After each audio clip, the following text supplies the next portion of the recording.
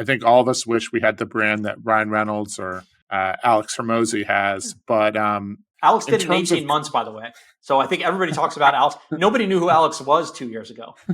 I remember sitting in his house, and it was like those old grainy YouTube videos that you see. I was there at that time. It was content. It was, function over form. So you just got to start somewhere. And what's your point of view on life, and what's your point of view on the business, and what who you are and what makes you tick is valuable. You just have to figure out what your voice is, and it's going to take you a couple of years to figure that out.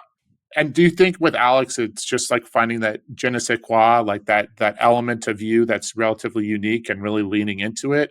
Or is it mostly systems based, like digging into the system of how the algorithm worked, or is it a combination of the two? I think it's a combination of the two. Alex hit it at the exact right time because he is a walking, talking pattern interrupt.